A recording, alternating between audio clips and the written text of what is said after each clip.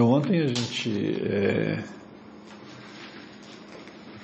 tentou dar uma pincelada em alguns pontos que eu acho que são extremamente importantes, né, na vida do povo de Deus e particularmente, né, na vida individual de cada um de nós, de maneira corporativa e individual.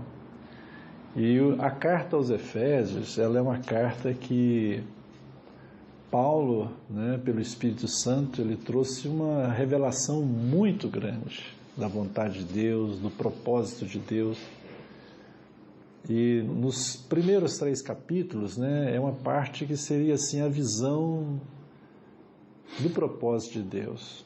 E nos outros capítulos, 4, 5 e 6, a gente poderia dizer que seria a vocação, ou seja, a maneira em que nós fomos chamados e que nós devemos andar.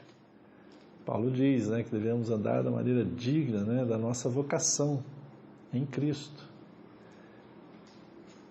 Mas para que a gente recebesse essa revelação de Deus, né, que Paulo chamou de um mistério que estava oculto, né, nos séculos, mas que agora foi revelado, para a gente receber essa revelação, né, primeiro Deus nos abençoou com toda a sorte de bênçãos. Deus é que vai provendo todas as coisas. Tudo começa no coração de Deus. Aliás, nada, né, que tenha valor eterno começou no homem. Nada. Né? Absolutamente nada. Então, todas as coisas que têm valor eterno sempre vão iniciar no coração de Deus. É tão ridículo nós acharmos que até mesmo a nossa salvação é que nós que demos o primeiro passo, né? Achar que nós, né? E aí tem aquela discussão, os irmãos, né, falam muito no livre-arbítrio e tal, tudo bem que tenha. Tem a responsabilidade do homem, claro. Ninguém vai chegar um dia diante de Deus, se foi condenado, dizer a Deus é que foi culpado que não me salvou, né? Não, o Senhor, né, deu o seu Filho para que todo aquele que nele crê não pereça, mas tenha vida eterna. Mas, de fato, quem deu o primeiro passo foi o Senhor. Nós o amamos, diz o apóstolo João. Por quê? Porque Ele nos amou primeiro. E Paulo vai dizer no capítulo 2 que nós, né, recebemos vida, Ele nos deu vida, estando nós mortos nos nossos delitos e pecados. Ele nos deu vida. Que amor grandioso, né? A gente estava separado de Deus, alienado de Deus, das suas promessas, etc. Mas Deus deu o primeiro passo em nossa direção. Na eternidade, como diz aqui Paulo, né? Antes da fundação do mundo, Deus nos escolheu. A gente não consegue entender isso. É um grande mistério do coração de Deus.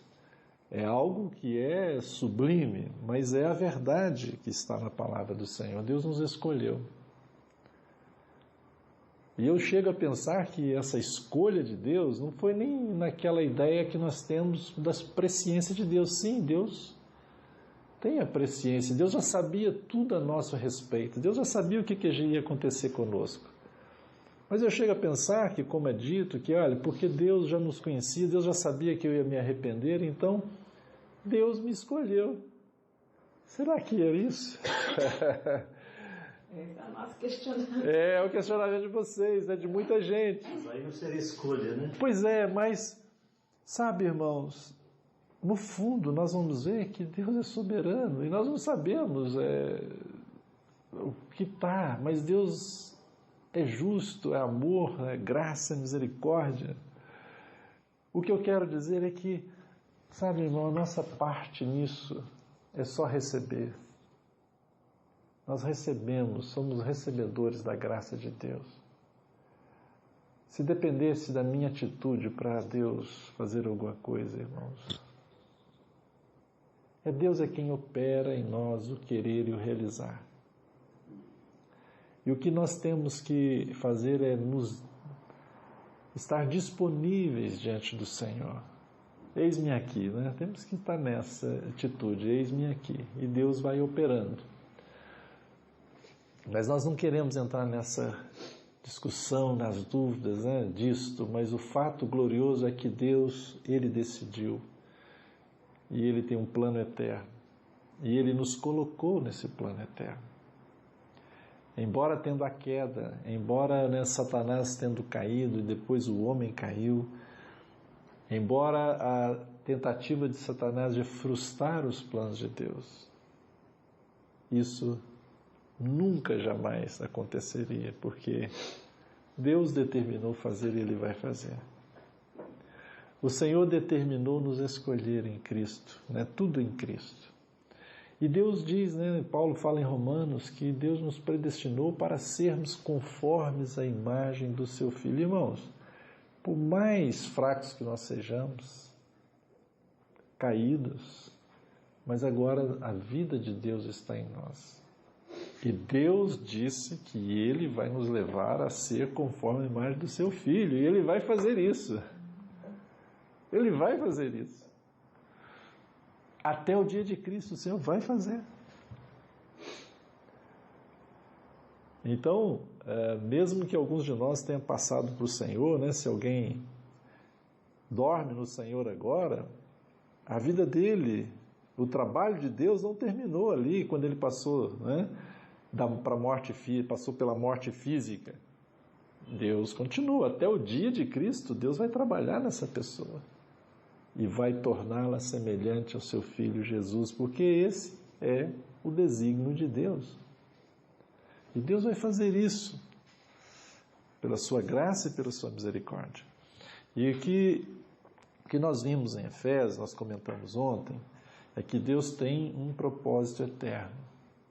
E o resumo, né, se a gente pudesse sumarizar tudo num versículo só, para mim, o que expressa esse propósito eterno de Deus é Efésios 1:10, que Deus vai fazer convergir em Cristo todas as coisas. Esse é o desejo de Deus. Então, no coração de Deus, o centro do coração de Deus, irmãos, é o Filho, é Jesus Cristo. Às vezes nós temos um evangelho e achamos que o evangelho é o homem no centro. Claro que nós temos importância para Deus, porque Deus nos amou, e nos amou de tal forma que deu o seu Filho por nós. O Senhor Jesus pagou um alto preço por nós, Ele nos ama. Mas nós não somos o centro é Cristo. Então, todas as coisas de Deus não é em função do homem, mas é em função do Senhor Jesus Cristo. E tudo que ocorre conosco, na realidade, tem um fim de levar o Senhor Jesus para o centro, para ter preeminência em todas as coisas. Esta é a revelação de Deus, esse é o propósito de Deus. E Paulo vai falar sobre isso. Agora, o maravilhoso é que Deus escolheu que a igreja, decidiu que a igreja vai fazer parte deste mistério de Deus, deste propósito eterno de Deus. Nós somos cooperadores de Deus nesse mistério de Deus. Que é através da igreja que Deus escolheu que todas as coisas serão submetidas ao Senhor Jesus Cristo, né? Paulo vai dizer no versículo 22 do capítulo 1, ele diz assim, e pôs todas as coisas debaixo dos seus pés, e para ser o cabeça sobre todas as coisas o deu à igreja, né? E Paulo vai dizer de outra forma também, ele diz no capítulo 3, a mim, versículo 8, a mim, o menor de todos os santos, me foi dada esta graça de pregar aos gentios o evangelho das insondáveis riquezas de Cristo e manifestar qual seja a dispensação do mistério desde os séculos oculto em Deus, né? Um mistério que sempre esteve oculto, mas que agora foi revelado, que criou todas as coisas, para que, olha que coisa maravilhosa, irmãos, para que pela igreja, Deus escolheu assim, é por nós, que a multiforme sabedoria de Deus se torne conhecida. Agora, já começa agora. Não é só no porvir, mas já começa agora. De quem? Dos principados e potestades nos lugares celestiais. Irmãos, aquilo que os anjos gostariam de saber, Deus revelou a nós. E os anjos vão aprender com a igreja a multiforme sabedoria de Deus. Os anjos, em inteligência, são muito superiores do que os homens. Mas a revelação está com a igreja. E através da igreja, eles vão aprender da multiforme sabedoria de Deus. Os anjos sabem que Deus criou todas as coisas. Mas eles não conhecem nada da redenção e do amor de Deus. Só nós que fomos caídos e que fomos redimidos é que sabemos.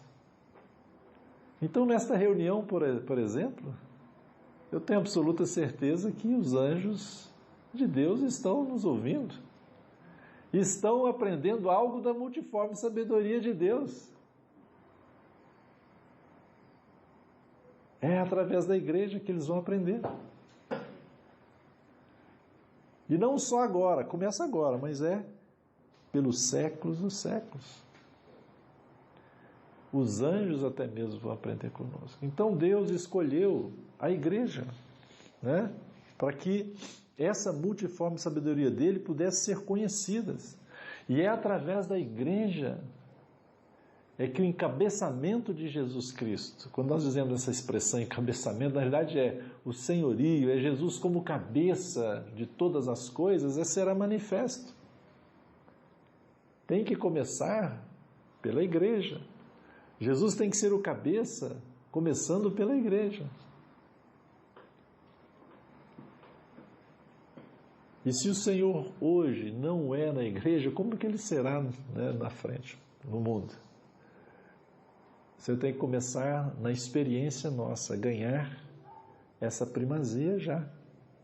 Ele tem que ser na nossa experiência, o nosso Senhor, o nosso cabeça. O Senhor tem que ter a primazia já, agora, nas nossas vidas.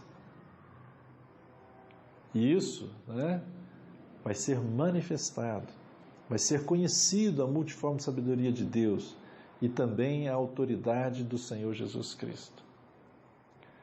O desejo de Deus, quando diz, convergir todas as coisas em Cristo, tornar tudo resumido em Cristo. De fato, a gente poderia dizer de outra forma que é trazer tudo debaixo da autoridade do Senhor Jesus Cristo. É isso que Deus deseja para o seu Filho. Por isso Ele o deu à igreja. A igreja foi chamada para ser a sua ajudadora. Lembra da figura lá de Adão, quando Deus criou o homem? Deus criou para ele uma mulher. E essa mulher é ossos dos ossos de Adão. E essa mulher era para ser uma companheira idônea, uma ajudadora. Assim Deus, o Pai, quer uma noiva para o seu filho. E o Senhor está preparando esta noiva para que seja idônea, uma ajudadora do Senhor. E que na eternidade por vir, reinará pelos séculos dos séculos com o Senhor, estará do lado do Senhor pelos séculos dos séculos. Sabe, irmãos, a gente tem aquela ideia, eu frequentei muitos anos, era criança, na escola dominical e tudo, Mas tinha aquela ideia, não, a gente vai morar no céu um dia, e vamos para umas ruas de ouro, e marfim. É aquele negócio assim, vamos sentar lá, quando eu era criança, então eu podia imaginar, vou ficar comendo algodão doce todo dia, aquele negócio. É uma visão muito fora infantil, Nós não fomos chamados para permanecer na glória, andando lá nas ruas, não, irmãos. É para reinar pelos séculos dos séculos com o Senhor Jesus Cristo. É para estar ao seu lado como aquela esposa idônea com seu marido, administrando todas as coisas do Senhor. Irmãos, há um chamamento maravilhoso, enorme, glorioso, que a gente fica assim muitas vezes sem perceber, achando simplesmente que Deus simplesmente quis nos livrar do inferno. Mas é muito mais. Deus nos livrou sim do inferno, nos redimiu, nos perdoou, nos tornou filhos, mas Deus tem um trabalho em nós para nos preparar para o seu Filho Jesus Cristo. Isso é algo glorioso, grandioso. Esse é o mistério que estava oculto e que agora está revelado. Então o Senhor, sabe, irmãos, chamou a igreja. A igreja é como aquela mulher que saiu do lado do homem, né? Foi da costela de Adão. Nós saímos do lado do Senhor. O Senhor foi ferido. Deus colocou o Senhor, num sono de 3 dias e 3 noites. O Senhor morreu e naquele sono foi tirado, o corpo foi formado. Pela morte e pela ressurreição do Senhor veio a igreja. Nós fomos nascidos de novo. E Deus então está formando esta noiva, está formando esse corpo, está edificando a sua igreja com esse fim glorioso. Como que a gente vai participar então, irmãos, do propósito eterno de Deus, se nós não temos nem a compreensão do que seja a igreja então? Nós precisamos ter a compreensão. O mistério de Deus na palavra é Cristo. E Deus nos revela Cristo. O Pai que revela Cristo. Ninguém conhece o Filho a não ser aquele a quem o Pai o revelar. Mas a igreja é o Filho também quem nos revela. Nós temos que olhar para o Senhor Jesus para entender o que é a igreja. Porque a igreja, diz a palavra de Deus, que é o mistério de Cristo. E é interessante, irmãos. Por exemplo, Paulo, quando vai falar em Coríntios, 1 Coríntios 12, ele fala algo interessante. Vamos ler aqui. Você conhece bem esse verso, mas vamos ler. 1 Coríntios 12, 12. Olha o que diz aí.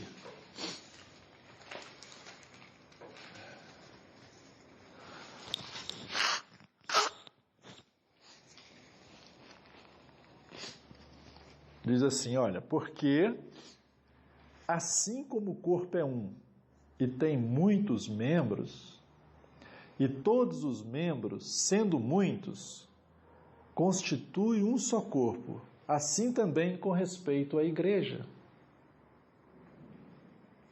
Silêncio. A Cristo, não é? Não é a igreja. Mas na nossa mente parece que não seria a igreja. A gente colocaria a igreja aqui?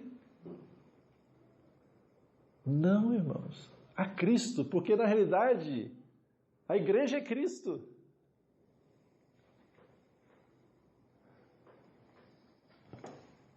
O cabeça e o corpo, a igreja. Porque assim como o corpo é um e tem muitos membros, e todos os membros sendo muitos constituem um só corpo, assim também com respeito a Cristo. Na nossa mente, talvez, se a gente escrevesse aqui, a gente escreveria no lugar de Paulo, a gente escreveria igreja. Mas aqui é Cristo. Então, o que é igreja, irmãos, no coração de Deus? Paulo, pelo Espírito Santo, ele vai falar resumidamente. Ele diz aqui que, olha, pois segundo a revelação me foi dado conhecer o mistério de Cristo, conforme escrevi há pouco resumidamente. Efésios 3:3. Então ele escreveu resumidamente aqui o que era este mistério.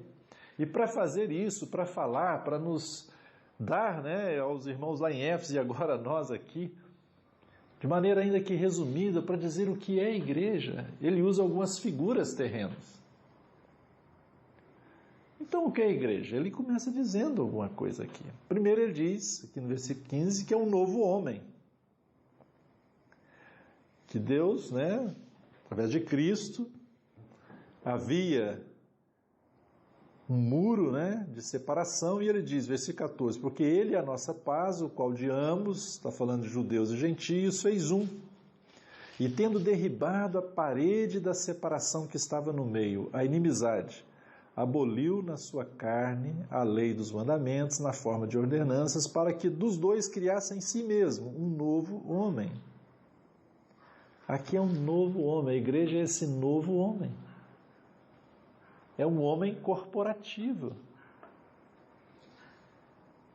que é Cristo o cabeça e o seu corpo, seus membros. Então, no conceito de Deus, né, a igreja é o cabeça e os membros. É algo vivo, algo real. Não é uma instituição, né? Não é um prédio, não é uma organização. Mas é o novo homem. E Deus fez agora, né, uma derrubada, né? É como aquele muro de Berlim, que foi construído no comunismo, né? Chegou um dia, eles derrubaram aquele muro, aquela separação que havia ali. E havia separação entre os judeus e gentios, mas agora em Cristo, judeus e gentios formaram um novo homem. A parede de separação, a inimizade foi rompida. Em Cristo somos um. Todos aqueles que nasceram de novo pertencem a esse novo homem. E nenhuma barreira, né, de separação deve haver. E é interessante que na época, né, falando da barreira de separação, né, por exemplo, entre judeus e gentios havia uma tremenda separação.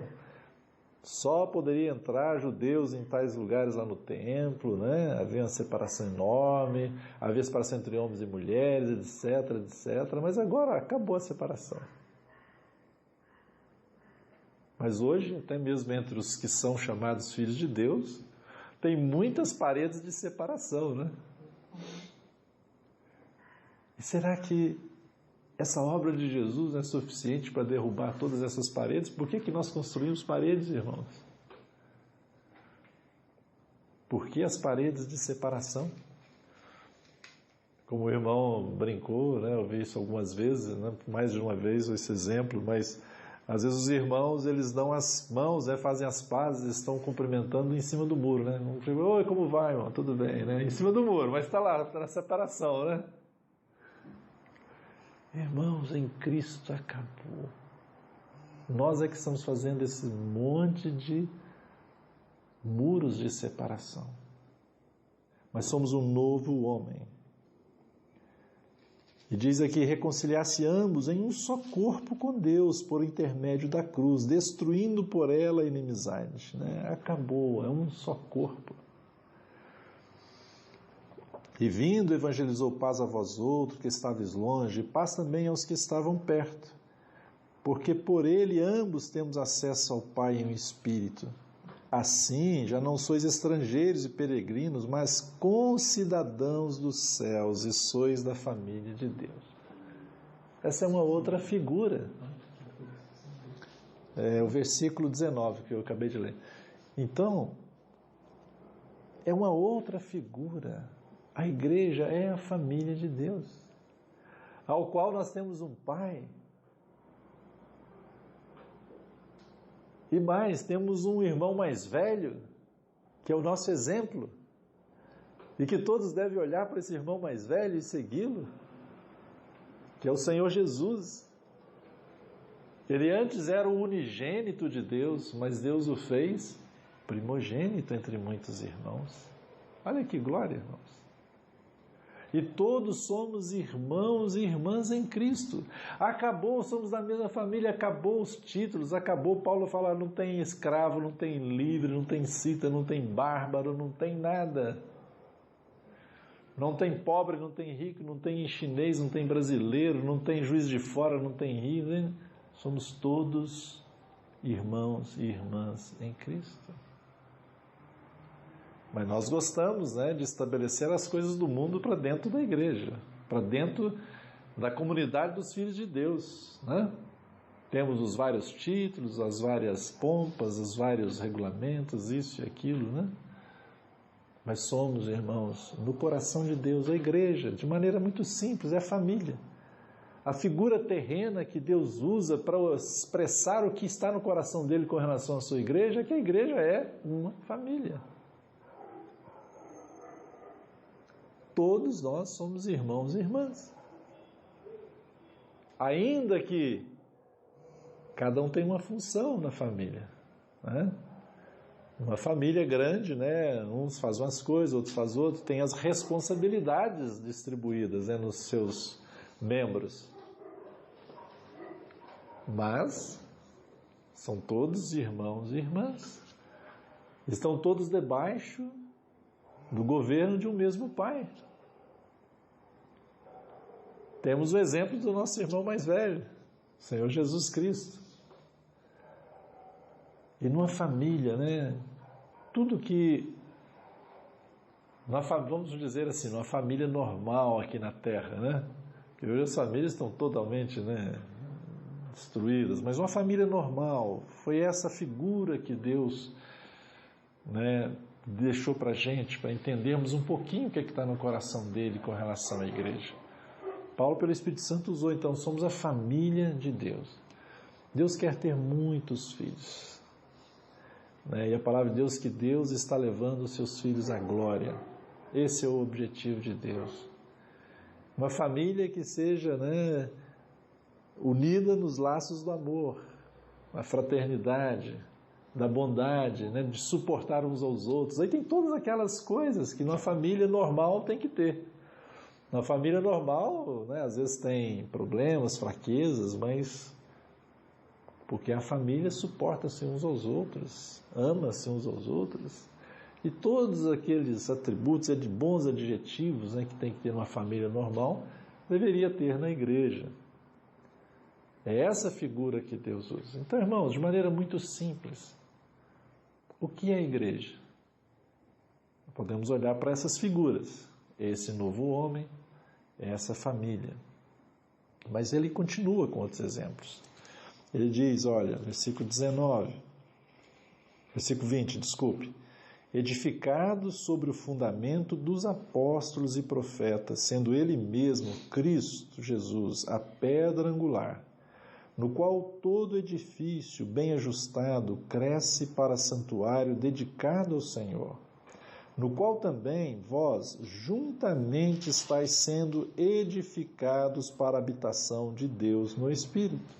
Ou seja, a igreja de Jesus, a figura aqui, né, que existe é de um edifício, de uma casa espiritual. E Pedro diz que nós somos as pedras vivas, que estamos sendo colocados umas sobre as outras, né, sendo sobreedificados. Somos pedras vivas. E mais, né? O Senhor não quer um monte de pedra lá, né? O Senhor que é o próprio construtor, né? As pedras estão lá, mas Ele está pegando pedra a pedra e formando esse edifício. E esse edifício não tem outro objetivo a não ser, como diz Paulo aqui, somos edificados para a habitação de Deus no Espírito, irmãos. Deus, né, tem a igreja como seu edifício. E precisa de toda a igreja, de todas as pedras vivas, de todas, sem exceção, para edificar esse edifício. Então, numa figura terrena, para expressar uma realidade celestial, Paulo, pelo Espírito Santo, está dizendo aqui, um edifício, né? Mas não é edifício feito por mãos humanas. Esse edifício feito por mãos humanas não pode conter o Senhor. Então, eu espero que nós já tenhamos passado, né, longe daquela ideia que está lá na Idade Média, antes da Idade Média, né, eles começaram a construir aquelas catedrais, né, porque ali é a casa de Deus, né? E muitos lugares ainda hoje, no meio do povo de Deus, principalmente os evangélicos, né, no meio do povo evangélico, você entra, às vezes você entra num lugar de reunião deles, eles chamam aquilo de templo, mas também está lá uma plaquinha. Cuidado no lugar que pisa, porque esta é A casa de Deus. Casa de Deus, isso aqui, esse monte de pedra, Deus habita em pedras, irmãos.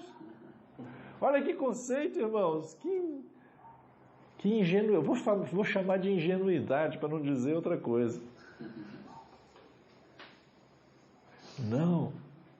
Nós, pelo Espírito Santo, pela edificação do Espírito, estamos sendo juntados como pedras vivas para a habitação eterna de Deus no Espírito. Que glória, irmãos! Seremos o templo de Deus eterno. Deus resolveu tabernacular conosco. Que coisa gloriosa!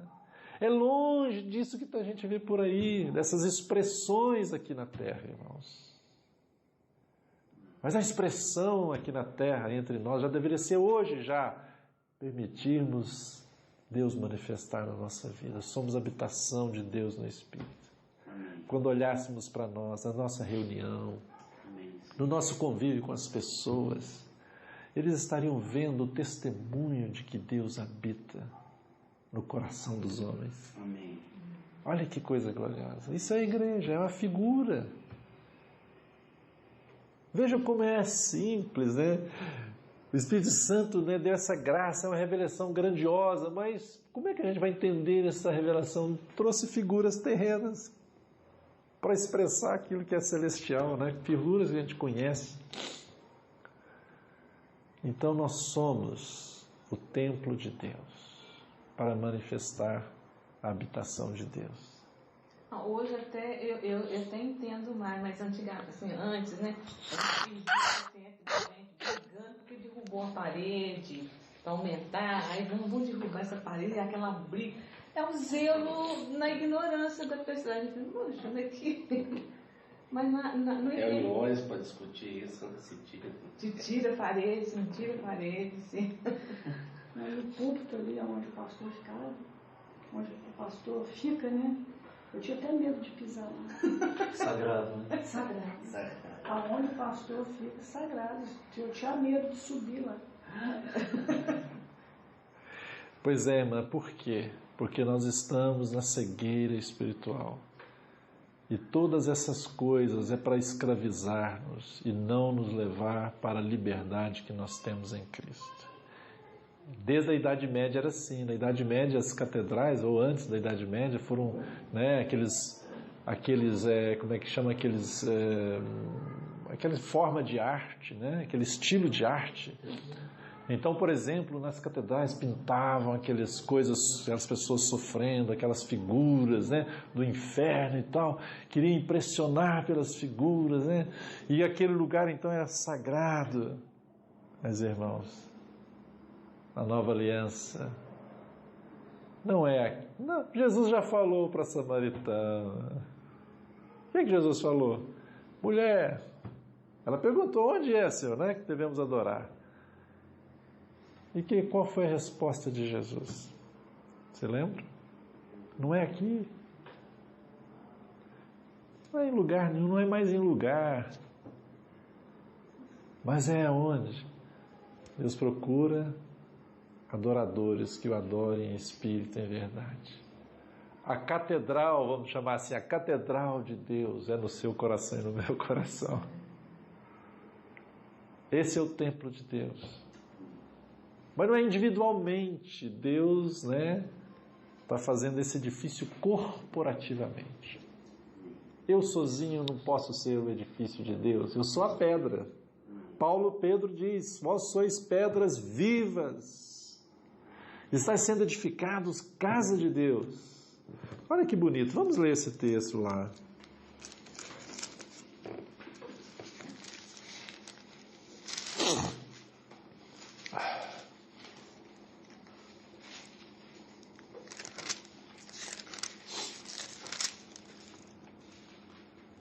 Capítulo 2 de 1 Pedro. Versículo 4. Chegando-vos para ele a pedra que vive, rejeitada sim pelos homens, mas para com Deus eleita e preciosa. Também vós mesmos, como pedras que vivem. Olha só. expressão, uma pedra vivente. A pedra é um negócio morto, mas aqui ele está usando pedras que vivem. Sois edificados casa espiritual. Para quê? Para seres sacerdócio santo, a fim de oferecer de sacrifícios espirituais agradáveis a Deus por intermédio de Jesus Cristo. Versículo 9. Vós, porém, sois raça eleita, sacerdócio real, nação santa, povo de propriedade exclusiva de Deus, a fim de proclamar as virtudes daquele que vos chamou das trevas para a sua maravilhosa luz. Então nós estamos sendo edificados casa espiritual, né? Somos sacerdotes de Deus. Então, irmãos, são essas as figuras, né, terrenas, para a gente entender o que é celestial. Então, de uma maneira muito simples. Imagine agora, vamos fazer assim um exercício aqui. Imagina que vocês nunca ouviu falar do Evangelho, você não tenha congregado aí em alguma denominação, ou não tenha visto nada do que está por aí. Mas agora foi te apresentado a Bíblia, o Evangelho, e você começa a ler isso aqui. Naturalmente você iria entender como de fato está aqui escrito, porque você não estaria com a sua mente, né, poluída com tantas coisas que você já ouviu que não batem com a palavra de Deus, que foram tradições dos homens, coisas dos homens, e que deturpou o nosso entendimento. E o cuidado que nós precisamos ter, irmãos, é porque se a gente continuar a ler a Bíblia, a gente pode ler a Bíblia, estudar, a gente pode passar os anos com o nosso óculos, vou chamar assim, o nosso óculos da tradição. Então a gente lê a Bíblia, mas a gente está lendo a Bíblia com o óculos da tradição, então o entendimento vai continuar o mesmo. E é interessante que a gente lê, mas nós lemos sempre com aquele entendimento.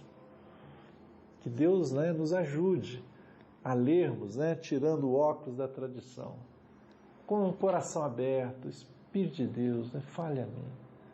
Senhor, revela-me. Como Paulo orou aqui para os irmãos Éfeso, Senhor, me dê espírito de sabedoria e revelação. E leia normalmente a palavra, sem medo, sem receio e sem qualquer preconceito, sem qualquer ideia preconcebida. Eu quero entender a palavra de Deus, sabe? E deixando a palavra de Deus ir tocando no nosso coração. Nós vamos ficar surpresos, porque, irmãos, talvez muitas e muitas coisas, o nosso entendimento é um entendimento, mas que não é do Espírito Santo. É um entendimento da tradição dos homens, né? Da religião, de um sistema que não é aquilo que está no coração de Deus. Então Paulo, né, ele vai dando essas referências, o novo homem, a família de Deus, o edifício de Deus, e quando ele chega no capítulo 5, ele vai falar da noiva, da esposa. Ele está falando aqui no capítulo 5, né, de maridos e mulher, e é um fato, é um mandamento do Senhor para os maridos e mulher, para o marido e para a mulher, né, para a família de modo de...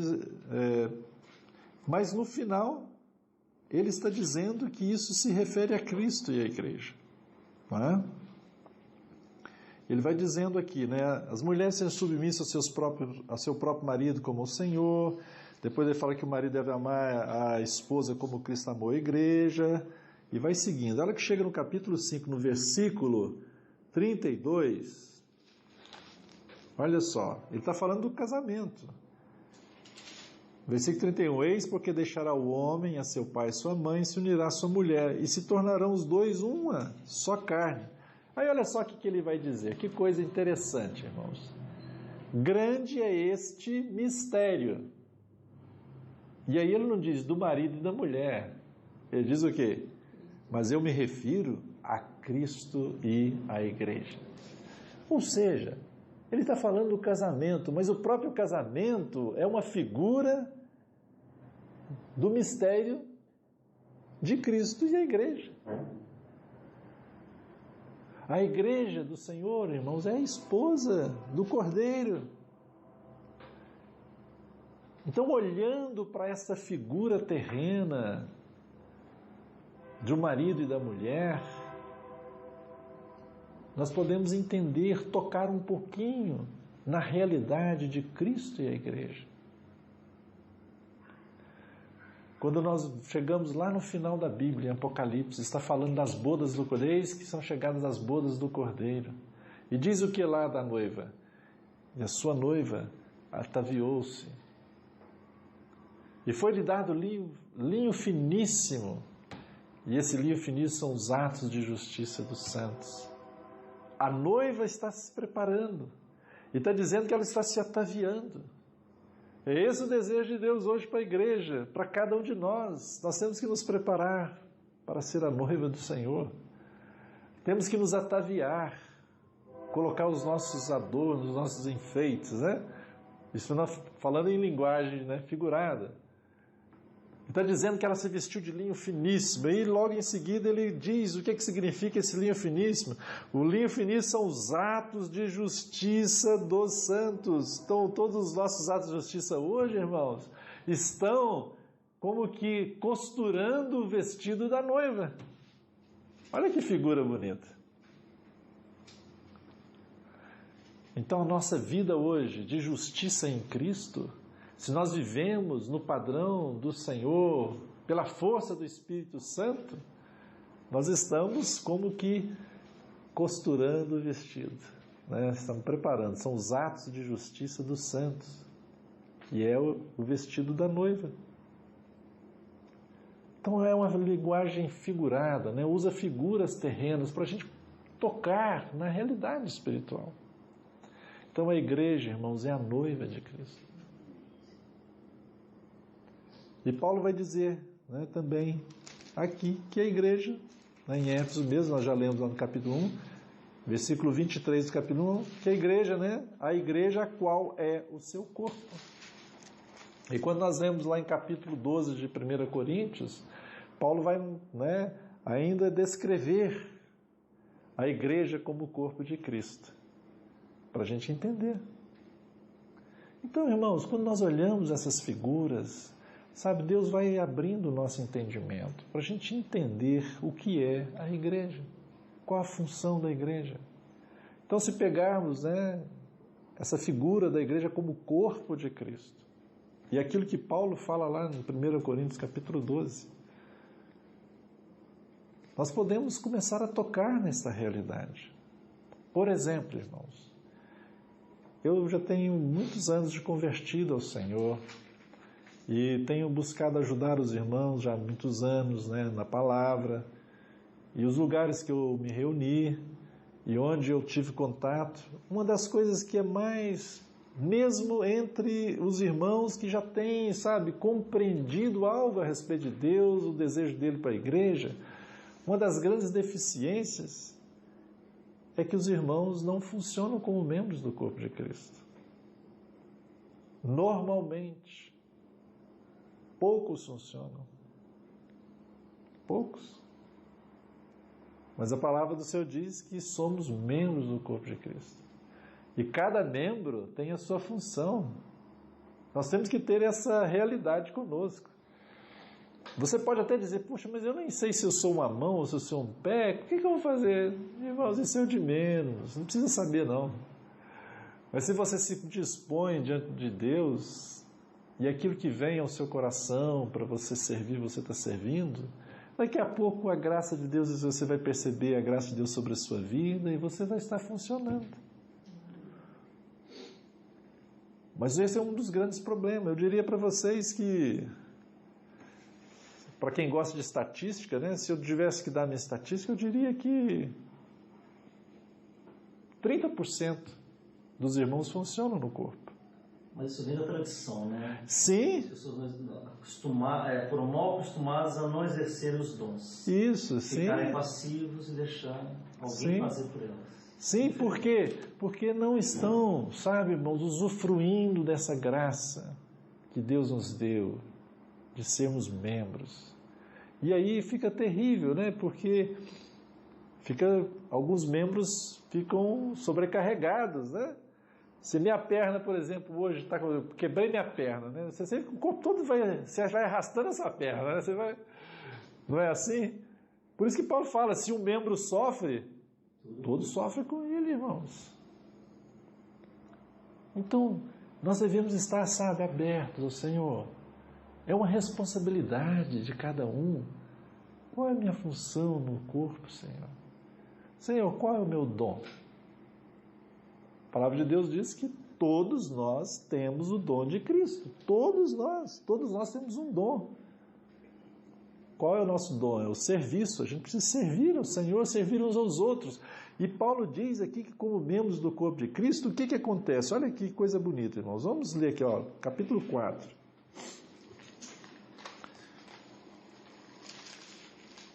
Versículo 15. Diz assim, ó: mas seguindo a verdade em amor.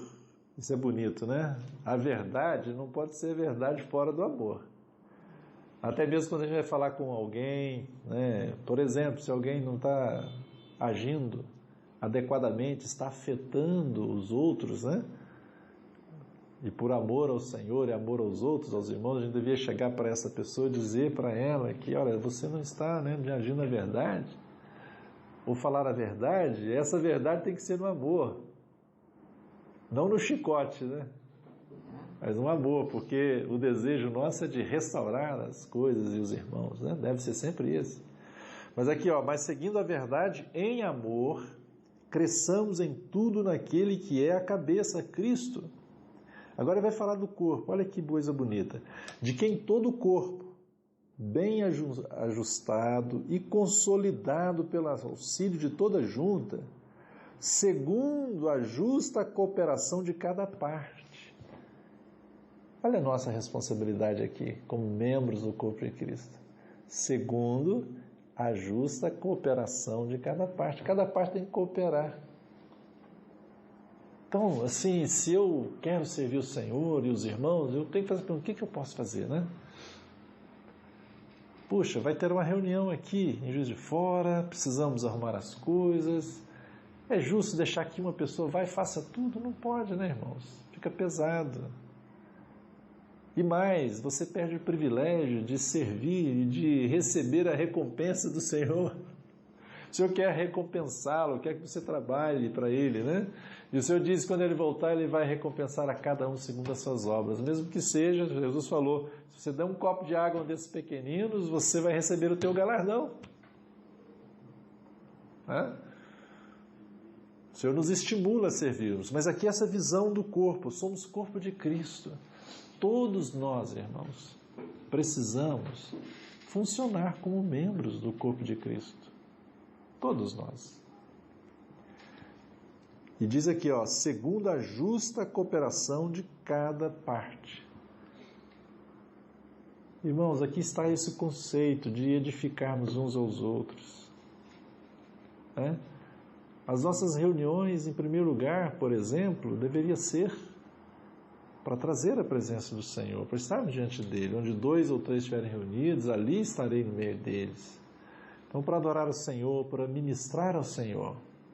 E também para ministrar uns aos outros. Para edificarmos uns aos outros.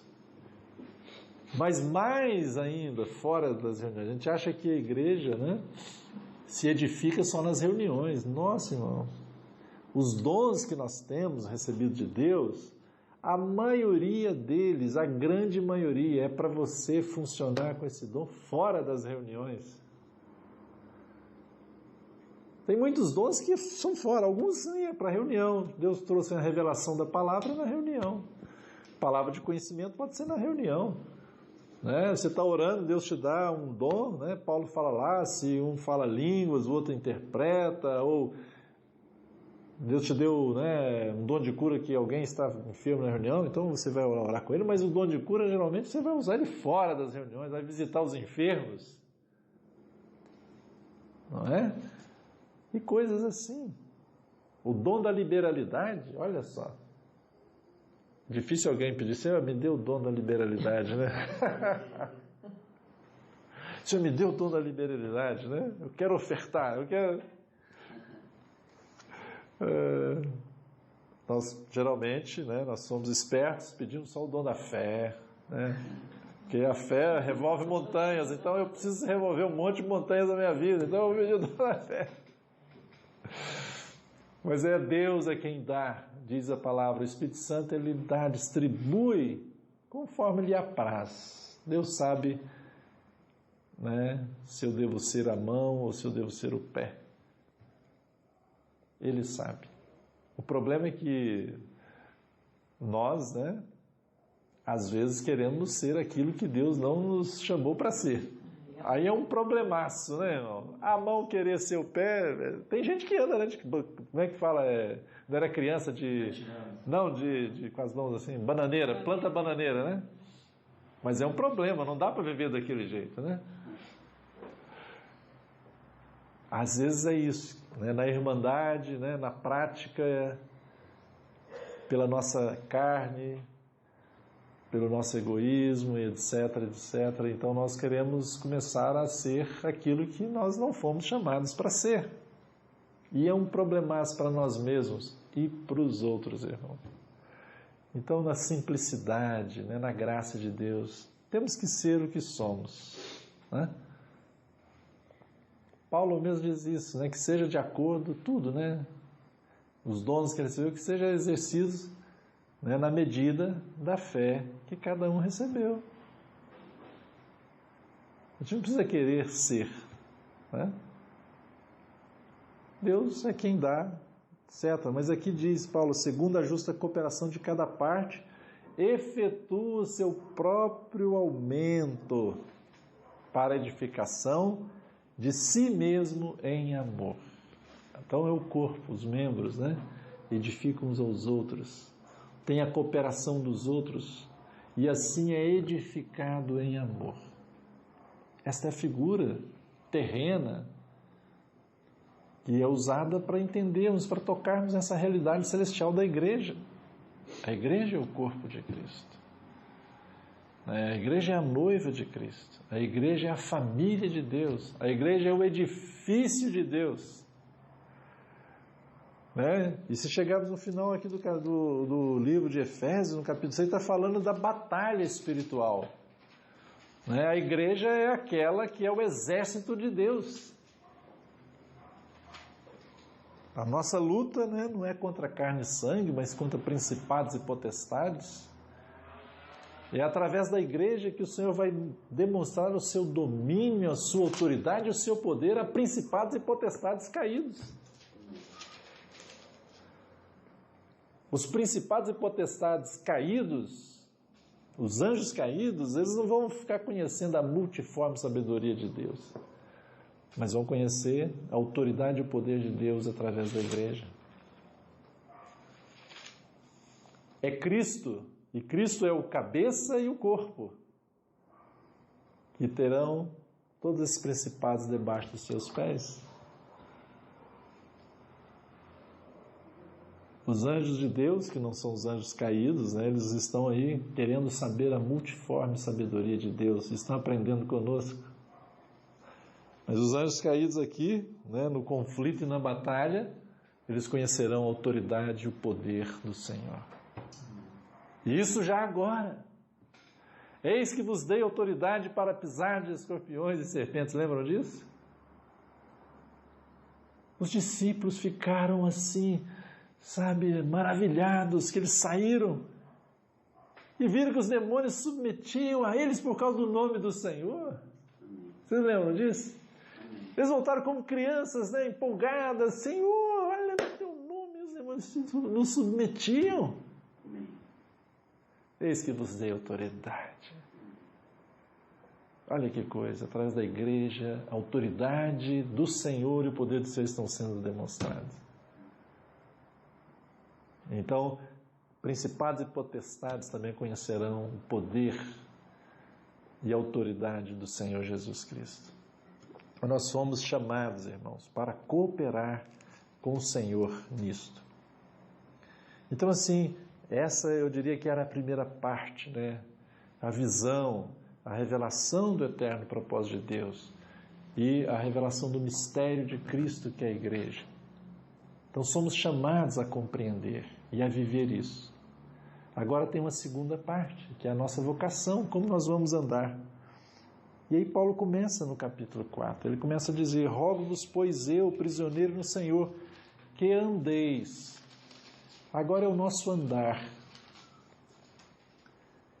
É como se ele estivesse dizendo assim: olha, nós estamos aqui assentados, né?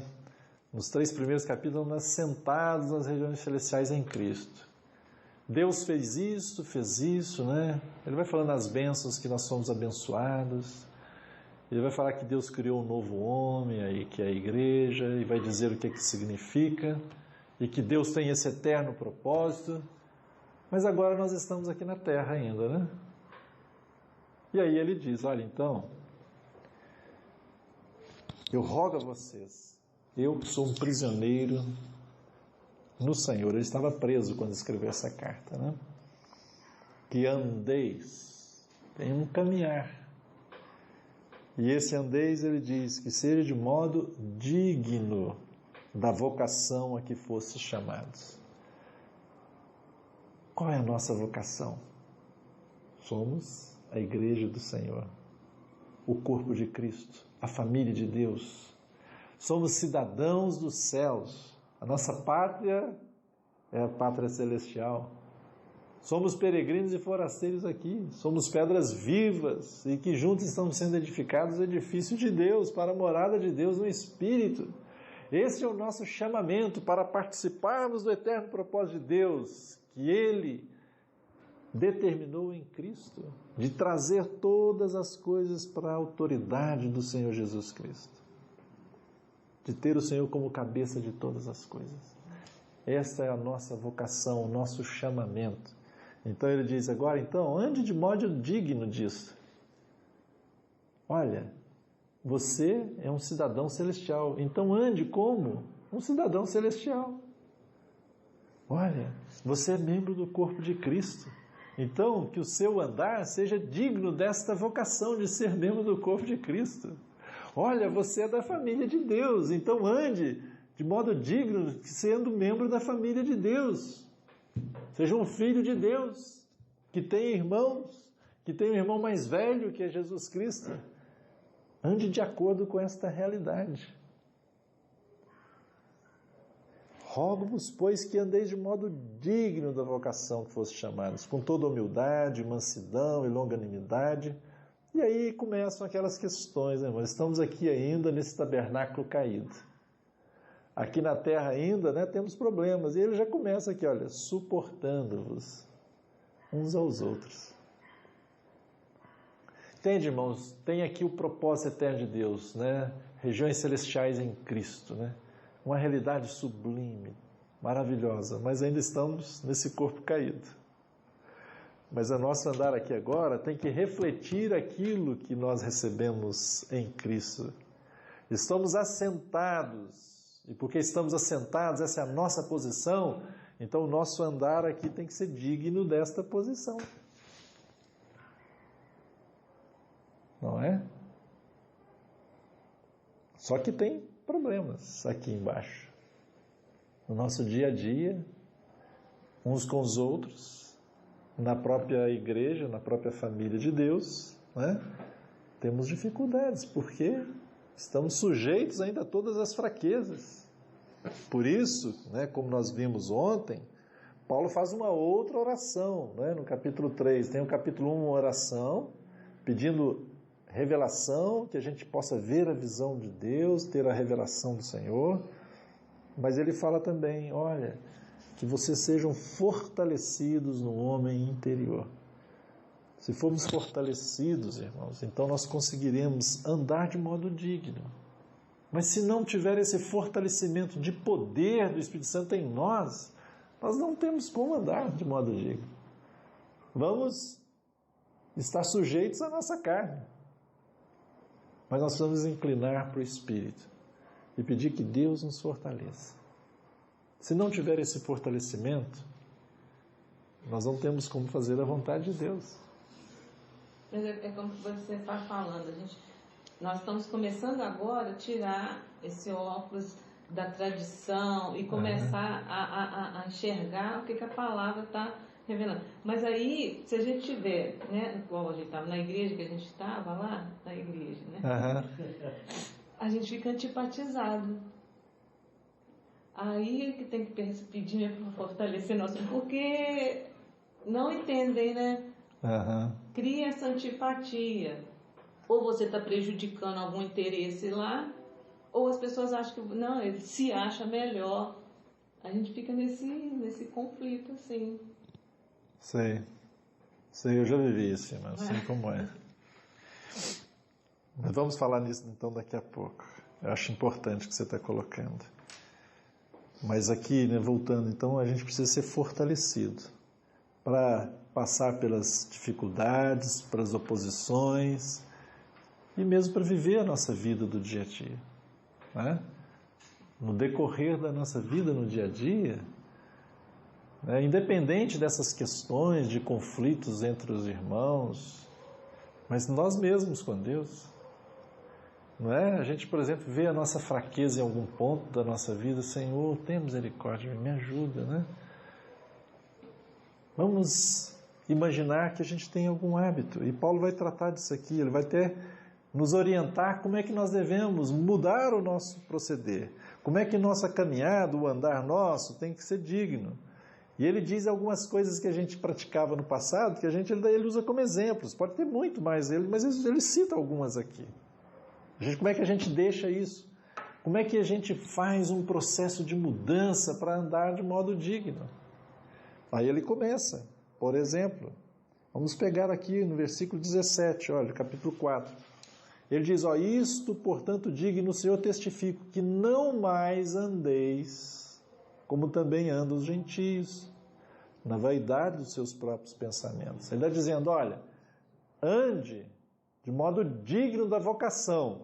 Esse é o aspecto positivo. Vamos andar de modo digno da vossa vocação. Mas ele fala um aspecto negativo. Olha, não ande mais como você era lá no mundão, né? Não ande mais como os gentios, na vaidade dos seus pensamentos, obscurecidos de entendimento.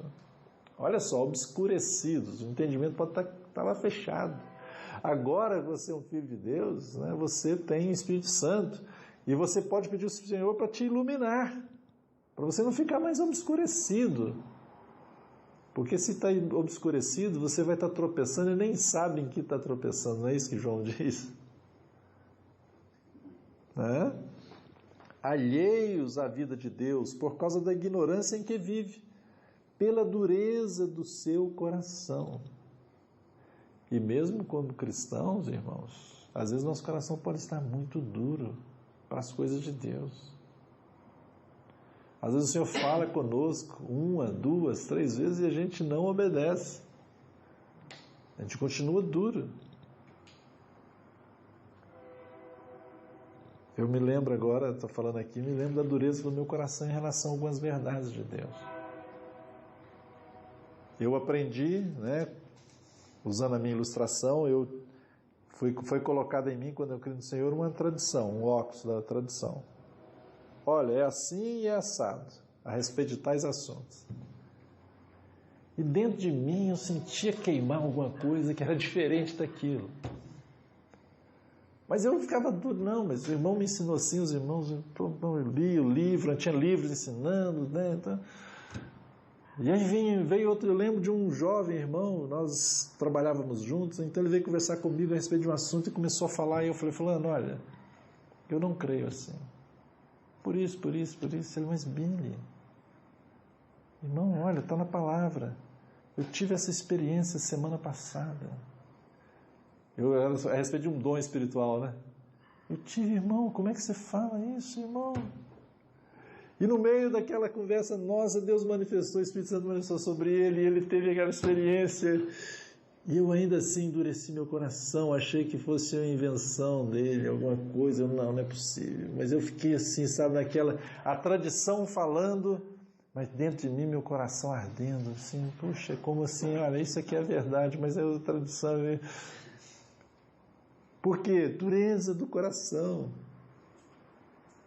Mas pela misericórdia de Deus lá na frente, caramba, deixa eu tirar esse óculos aqui, terrível. É a minha tradição, não é a palavra de Deus, não é o Espírito Santo. Coração, né, que estava duro, né, foi quebrado, graças a Deus. Os quais, versículo 19, tendo se tornado insensíveis, se entregaram à dissolução para com avidez cometer toda impureza. Mas não foi assim que aprendestes a Cristo.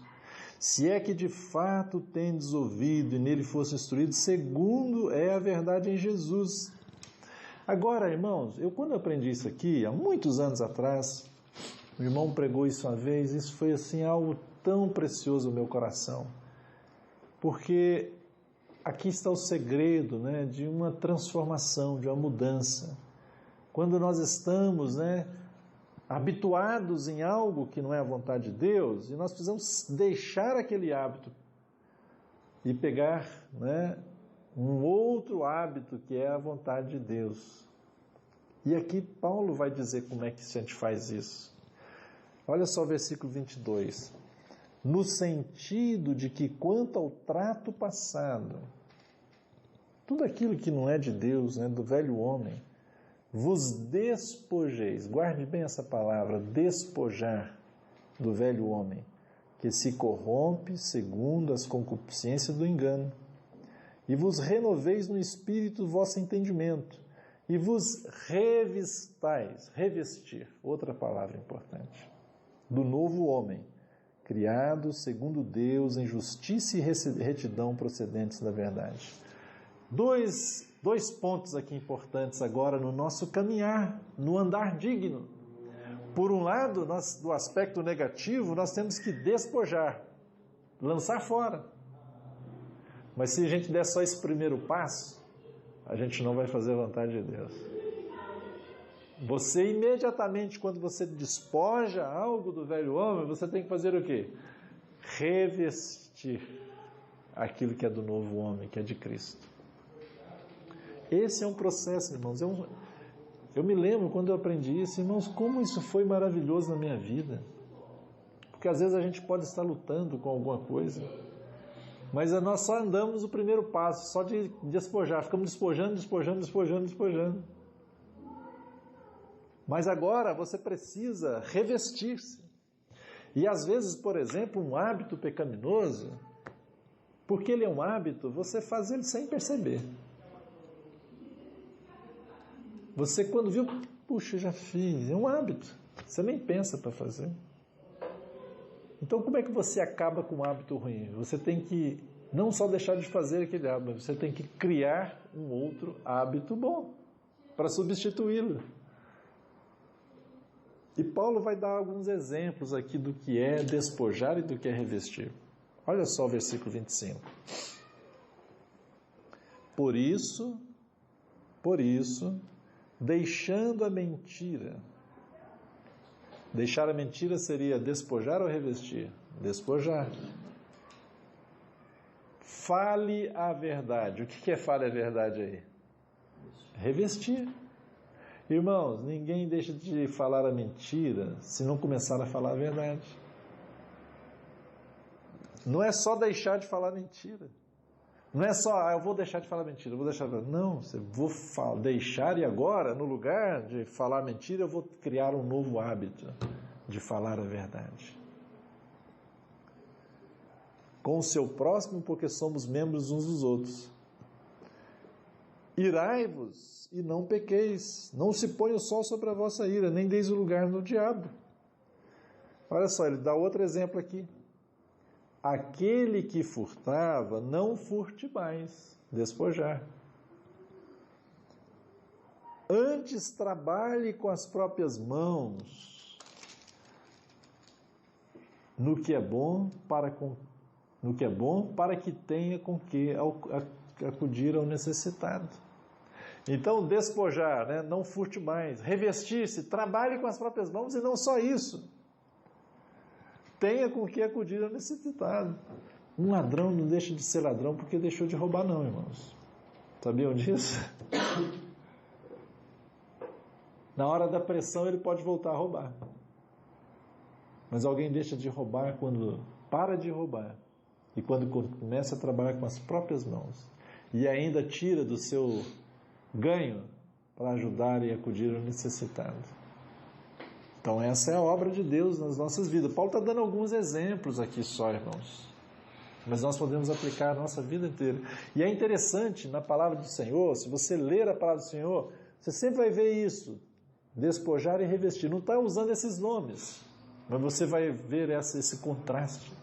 Se você ler o livro de Provérbios, está cheio. Paulo dizia, ó, antes assim, agora assim, né? Portanto, faça assim. Você vai ver, tem essas indicações da palavra de Deus, né? No que seja despojar e revestir. Qual é o nosso problema no andar digno? Às vezes alguma coisa que nós estamos, né, caminhando não é um caminhar digno da vocação que nós fomos chamados. E Paulo diz então, olha, comece a despojar disso e revista do novo homem. Não saia da vossa boca nenhuma palavra torpe. Despoje toda palavra torpe.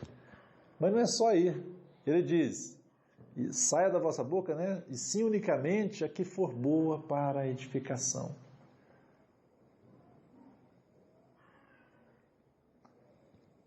Conforme a necessidade, e assim transmita graça aos que ouvem. Olha, versículo: e não vos interessais o Espírito de Deus, no qual foste selados para o dia da redenção. Longe de vós toda amargura, olha só, despojamento, e cólera, e ira, e gritaria, e blasfêmias, e bem assim toda malícia. Temos que despojar isso. Mas o que deve ser colocado no lugar? Antes, sede uns para com os outros benignos, compassivos, perdoando-vos uns aos outros, como também Deus em Cristo vos perdoou. Você tem que tirar um hábito ruim e colocar outro bom no lugar. Você tinha uma prática, agora você deve praticar outra em Cristo. Então isso vai nos ajudar no nosso caminhar, no andar digno da vocação a que nós fomos chamados. Para andarmos, né, nessa vocação que fomos chamados de modo digno, o tempo inteiro na nossa vida temos que despojar aquilo que é do velho homem e nos revestir de Cristo, novo homem. Isso é o que Paulo está nos ensinando. Isso aqui é muito prático, irmãos. É o nosso dia a dia. Comece a reparar na sua vida. E tem alguns hábitos, né, que são do velho homem, que você tem que achar o correspondente no lugar dele, né, do novo homem, para você deixar aquele hábito e criar um outro hábito no lugar. E quando as pessoas conversam sobre hábito, é interessante, porque um hábito, né, você faz ele sem pensar, vai automático, mas para você criar um outro hábito, você tem que começar a repetir muitas vezes aquele novo hábito. Até que ele também, né, aquela prática, né, para se tornar um hábito, sem repetir muitas vezes.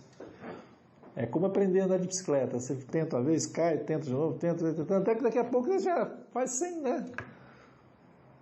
Hábito de dirigir. No início você está aprendendo a dirigir, você está preocupado com os carros que não são automáticos, né, com a marcha, com o freio, com a embreagem, com não sei o quê. Aí quando você vai habituando a fazer aquilo, você faz sem pensar, tranquilo, você nem pensa mais, né? Então tem que ser um hábito. Por exemplo, ações de graças tem que ser um hábito na nossa vida. Falar o bem tem que ser um hábito. Orar tem que ser um hábito. E vai por aí, né, irmãos? Então Paulo está dizendo isso, né? Ele usa isso como uma ilustração, ele usa isso uma indicação para nós de como devemos ter esse andar de modo digno. Na prática, como é que vai ser um andar de modo digno? Então Paulo, né, nos chama essa atenção. E para isso, irmãos, mais uma vez, né, eu quero enfatizar essa oração que Paulo fez aqui no capítulo 3, nós precisamos fazê-la para nós.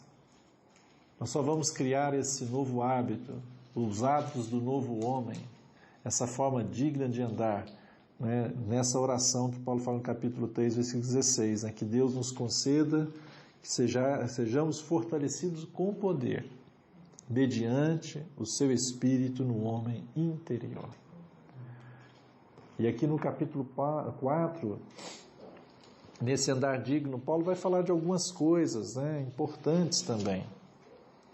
Ele vai dizer que nós, versículo 3 do capítulo 4, nós devemos esforçar diligentemente por preservar a unidade do Espírito no vínculo da paz. Andar de modo digno da vocação que nós somos chamados inclui nos esforçar para preservar a unidade do Espírito. Irmãos, olha que coisa interessante. Paulo está falando, não é para a gente criar a unidade. A unidade do corpo de Cristo, aos olhos de Deus, ela já existe, já foi dada. O que nós precisamos fazer é preservar a unidade. A palavra de Deus, irmãos, né, nos mostra a igreja como o corpo de Cristo. E Paulo, por exemplo, em 1 Coríntios 10, vai dizer, né, ele falando sobre a ceia do Senhor, ele vai dizer que nós somos unicamente um pão. Há uma unidade nos filhos de Deus, né? O Senhor nos vê como uma só igreja, né? O Senhor nos vê como um único pão. E nós precisamos preservar esta unidade do Espírito. A unidade do Espírito já foi dada. A nossa responsabilidade é de preservá-la. E isso vai na nossa experiência. Quando a gente começa a entender então o que é a igreja, a unidade do povo de Deus, então nós temos que manifestar isso. A pergunta que nós temos que fazer: nós somos um com todos os nossos irmãos em Cristo? Ou estamos divididos? Porque a gente pode deixar de reunir com um grupo de irmãos, porque, não, ali é uma divisão, mas continuamos com a divisão dentro do nosso coração. É mais ou menos aquela história dos irmãos lá, dos irmãos do povo de Deus no Antigo Testamento. Eles saíram do Egito, mas o Egito não saiu de dentro do coração deles. Eles ficaram lá a pensar que quem dera, né? Lá no Egito nós tínhamos os pepinos, as cebolas, né? Eles ficaram lá com o Egito dentro do coração deles. Nós podemos sair de uma divisão no povo de Deus e ficar com a divisão no nosso coração. Então, irmãos, quando a gente vê o que é a igreja, né? Uma das coisas que é natural, se é por revelação de Deus, que a gente se vê que a gente é um com todos os irmãos. Nós vemos os nossos irmãos, não interessa se eles estão reunidos onde quer que seja, ou nem se estão reunidos, mas nós somos um com eles. Há uma unidade no Espírito, há um só corpo. Somos um com o Senhor Jesus Cristo. É interessante, irmãos. O corpo e o cabeça, que é Cristo, estão unidos. Lembram quando o Senhor apareceu a Paulo? Jesus fez uma pergunta interessante para Paulo. Lembra? Saulo, Saulo. Quem sabe o resto aí? Porque me persegue, né? Mas o Senhor estava assunto aos céus? Estava sentado no trono? Por que Igreja. ele falou que estava perseguindo o Senhor? A igreja. Ali, Jesus estava falando da unidade dele com a igreja. Ele é um com a igreja, irmãos. A unidade no Espírito já foi dada. Então nós temos que preservar. Agora há uma outra unidade que, claro, que nós devemos chegar a ela, ainda não chegamos. A unidade da fé. Não é? Versículo 13, até que todos cheguemos à unidade da fé e do pleno conhecimento do Filho de Deus, a perfeita varonilidade, à medida da estatura da plenitude de Cristo. A unidade do Espírito, irmãos, já foi nos dada, e o que nós devemos fazer é preservar, diligentemente, nos esforçar para preservar essa unidade. Agora, a unidade da fé, ainda nós vamos chegar lá. Hoje, há muitos entendimentos a respeito da fé diferentes. Nós estamos no processo de crescimento, de conhecer a Deus. E Paulo diz que todos nós conhecemos em parte ainda. E por isso ninguém precisa se arvorar, achar que sabe tudo. Cada um sabe em parte. Por isso nós temos que ter a humildade de aprender uns com os outros. Que cada um tem uma revelação do Senhor, uma parte. E não é tudo ainda. E aqui, Paulo está dizendo que Deus deu uns para apóstolos, outros para profetas, outros para mestres, pastores, evangelistas, com o fim de quê? De aperfeiçoar os santos para o seu serviço. Esses ministérios, esses dons, esses homens que são dons, foi dado para a gente, para que nos aperfeiçoasse. Aqueles que têm o ministério da palavra, para nos aperfeiçoar. Não é para fazer as coisas para a gente, né? Mas é para nos aperfeiçoar, para nós fazermos. E aqui foi dado esses dons, né? Isso aqui não é uma hierarquia, né, irmãos? O sistema humano e a tradição humana é que formaram as hierarquias, né? Mas aqui não tem hierarquia. Aliás, o Senhor Jesus, quando os discípulos eles estavam lá brigando por posição, né? Quem era o maior? O que Jesus respondeu para eles? Vocês lembram? Olha, os reis, né, têm aí as suas, vamos chamar assim, as suas hierarquias, etc. Né? Mas entre vós não é assim. Irmãos, todo esse processo de hierarquia na igreja, na chamada igreja, né, não é de Deus. Tem pastor? Tem. Pastor, o que é pastor na igreja? O que é pastor? É um dom que Deus deu aos homens. Para apacentar, para pastorear, para aperfeiçoar os santos. Quem são os santos? Toda a igreja. Para quê? Para a igreja servir, está dizendo aqui, olha. Versículo 11 do capítulo 4. E ele mesmo concedeu uns para apóstolos, outros para profetas, outros para evangelistas e outros para pastores e mestres. Com qual objetivo? Diz aqui, ó, com vistas ao aperfeiçoamento dos santos, para o desempenho do seu serviço, para a edificação do corpo de Cristo. É aperfeiçoar os irmãos para que cada um funcione. Né, para que você e eu funcionemos no corpo de Cristo, para nos edificar mutuamente. Por que foi dado um apóstolo?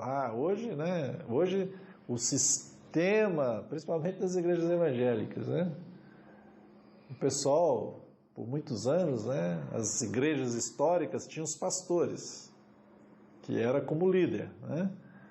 Pastor, aí tem o pastor isso, pastor aquilo, geralmente é um que é o líder sobre os irmãos, ok. Mas o tempo foi passando, né, e o pessoal falou, pastor, vamos passar para bispo, né? Mais ou menos seguindo a linha da igreja católica. Aí já tem os vários bispos, não é bispo, é muito pouco, vamos passar, apóstolo. Daqui a pouco vai ter o apóstolo do apóstolo, né? Já foi pai apóstolo. Pai apóstolo, olha só. Já tem isso, né? Tá em voz. Criatividade é muito... Eu acho que eu vou lugar da minha. Não sou polícia atualizada. Toma informação. Então, irmãos, isso tudo, sabe, irmãos, é tradição dos homens. Não é assim entre vós. O Senhor não criou nada com hierarquia entre os irmãos. O que o Senhor deu foi funções. O apóstolo tem a função, ele é um enviado de Deus para pregar o evangelho, para abrir, né, frente na obra, né, no trabalho, como Paulo, né, tinha um campo de ação dele lá, para pregar o evangelho e abrir igrejas, né, igrejas no sentido não do templo, etc., mas que pregavam o evangelho, irmãos surgiam ali, começavam a reunir ali, se tinha então a manifestação da igreja do Senhor naquela cidade. Né? E os evangelistas para pregar o evangelho, né? E ensinar os irmãos a pregar o evangelho, os pastores, né? Para apacentar o rebanho de Deus. Mas não é uma hierarquia. Ainda que na igreja do Senhor, biblicamente falando, na administração da casa de Deus, na localidade, na igreja local onde os irmãos se reúnem, tem os presbíteros. E é interessante, é sempre plural, tá, irmãos? Nunca é o presbítero. A liderança, nesse sentido, nunca é singular, mas é sempre plural. É 2 ou 3, para que não haja a tendência de um irmão começar a fazer o que está na cabeça dele, né? Mas é sempre plural. Esses presbíteros, eles devem também apacentar o rebanho de Deus. Paulo, quando foi a Mileto, ele mandou chamar os presbíteros de Éfeso. E Paulo diz, olha, vós, né, foram designados pelo Espírito Santo. Tem que apacentar o rebanho de Deus. Vocês são bispos, mas foram designados pelo Senhor. Não foi por homens, né? É Deus que escolhe. É muito bonita essa passagem, né? Então Paulo vai dizendo aqui alguma coisa para esses irmãos, né? Deixa eu achar aqui, Atos 20. Ele fala assim, Atos 20, 28. Atendei por vós e por todo o rebanho sobre o qual o Espírito Santo vos constituiu bispos. Os presbíteros, né? Um outro nome para presbítero é bispo. Na realidade, presbítero é a maturidade. Presbítero significa ancião, né? É alguém que é maduro entre os irmãos. Entre os irmãos estão reunidos lá e de repente alguns irmãos, o Espírito Santo, né, desenvolveu a vida do Senhor neles, eles são mais maduros e naturalmente são aqueles irmãos que começam a ficar com encargo por cuidar dos irmãos em alguns aspectos. Então eles são os presbíteros, são os anciãos, os mais crescidos no Senhor, os mais maduros no Senhor. E bispo, né, é a função. Bispo significa supervisor. O bispo está olhando, né, vendo os perigos, vendo o que está acontecendo, supervisiona as coisas, a administração na casa de Deus. Não é um bispo nessa ideia que a gente tem, né, na igreja católica e mesmo hoje nas igrejas evangélicas, para pastorear a igreja de Deus. Eles são pastores também. Eles estão cuidando, estão pastoreando, eles estão cuidando lá do pasto, né, para ver se não tem cobra, se não tem nada para as ovelhas. Né? Eles estão colocando as ovelhas no curral para evitar que os lobos devoradores estejam por aí. Paulo falou que no meio do próprio não surgiriam lobos querendo devorar os irmãos, para eles tomarem cuidado. Né? Ele diz, Paulo, ó, eu sei que depois da minha partida, entre vós penetrarão lobos vorazes que não pouparão o rebanho. Portanto, vigiai, lembrando-vos de que por 3 anos, noite e dia, não cessei de amoestar com lágrimas a cada um, mas encomendo-vos ao Senhor e à palavra da sua graça, que tem poder para vos edificar e dar herança entre todos os que são santificados. Né? Então, aqueles irmãos, eles eram presbíteros, eram aqueles que eram responsáveis nas igrejas, né, na igreja em Éfeso, mas Paulo está dizendo, olha, o Espírito Santo é que vos constituiu bispos. É a constituição do Espírito Santo, não é do homem. E não era para ser, né, líderes no sentido de ter hierarquia, mas era uma função. A função dele era guardar o rebanho de Deus, dos lobos, né? Apacentar, pastorear. Então todos esses ministérios aqui, relacionado ao ministério da palavra, apóstolo, profeta, mestre, pastor, evangelista, foram dados para nos aperfeiçoar. É tudo serviço. Todos são serviços. Todos são serviços. Aliás, a pessoa hoje gosta, toda pessoa vai falar, eu tenho o meu ministério. Qual o seu ministério? O meu ministério. Irmãos, a palavra ministério significa serviço. A Bíblia não tem isso, é diaconia. Em Efésios, quando diz Paulo, meu ministério, está traduzido meu ministério, mas quando é dos santos, é o serviço dos santos, mas a palavra é a mesma, é diáconos. Só que o tradutor aqui, né? Então, Paulo eu vou colocar ministério, mas os santos eu vou colocar serviço, né? Mas é a mesma palavra.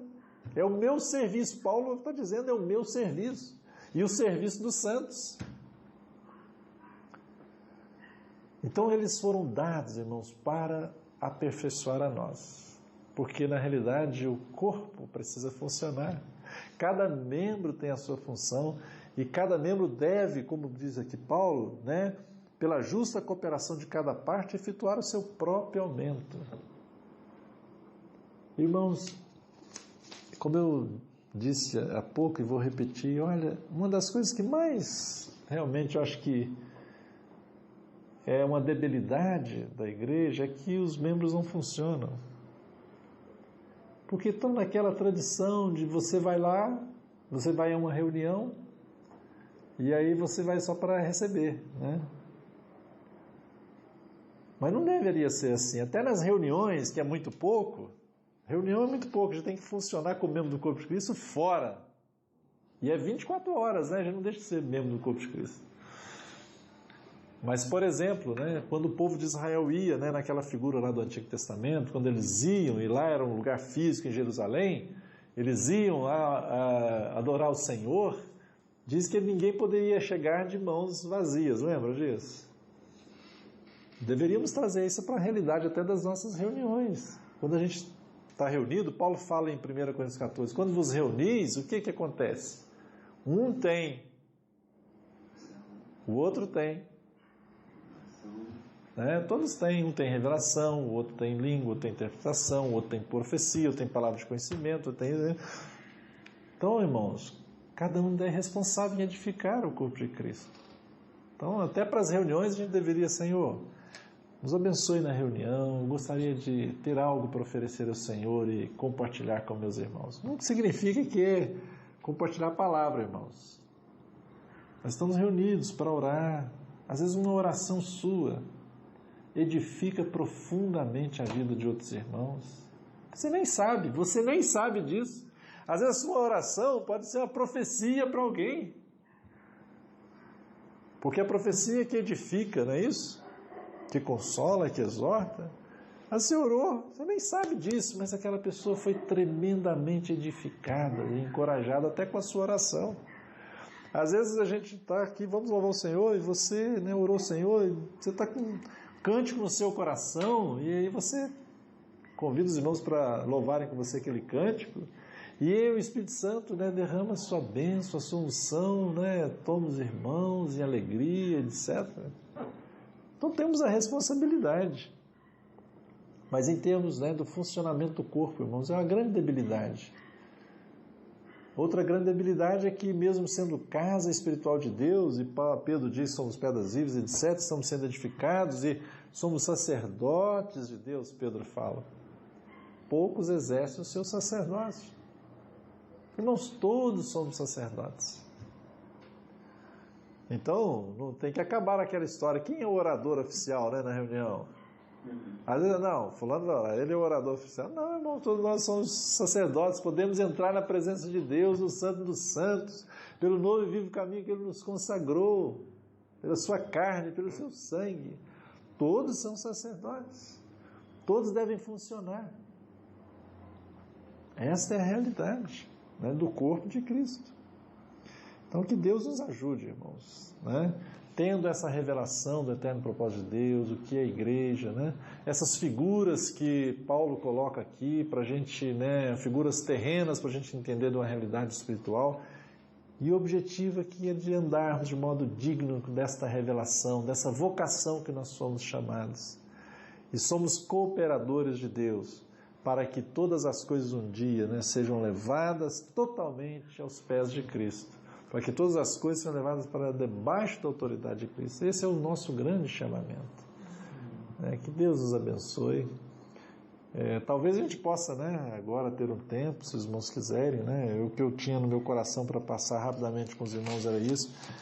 E a gente, talvez dúvidas, ou se alguém tem algo para também repartir, ou aquilo que está entendendo.